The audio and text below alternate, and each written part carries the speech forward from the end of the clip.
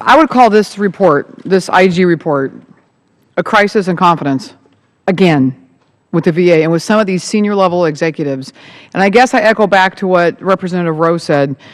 The discrepancy that is happening in this country between these high-level VA executives and the veterans that are in the districts that we all sit here and represent today is, to me, it's reprehensible, and we're looking at yet another crisis in confidence. I've been here, I'm only in my 3rd year. I'm one of the youngest members on this panel.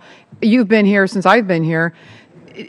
When you look at yet another one of these examples of egregious spending, benefits that people in the private sector don't even have, people in my district can't even relate to these issues of paying people to move at the exorbitant amount of money, do you look at this at any point as the Inspector General and say, there's an issue with confidence here with these senior executives?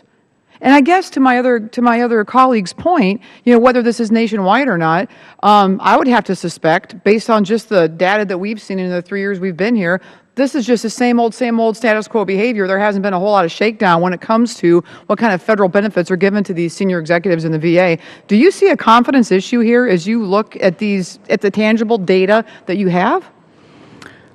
I think every time the IG identifies a situation where they question the costs, the necessity of those costs, or the validity of those costs, it erodes the trust of veterans. I agree, and I can tell you that my office number still rings every single day in Indiana's 2nd District with veterans that need help. They need our help in mitigating a system and bringing down the mountains of bureaucracy just so they can access the basic services that they were promised by this government when they signed up to go fight for freedom. And I think that it's just another egregious example that I look at this as a huge crisis in confidence yet again.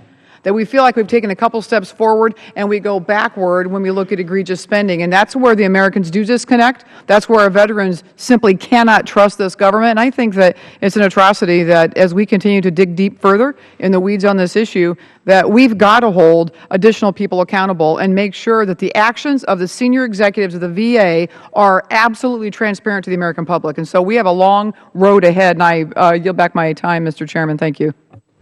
Thank you.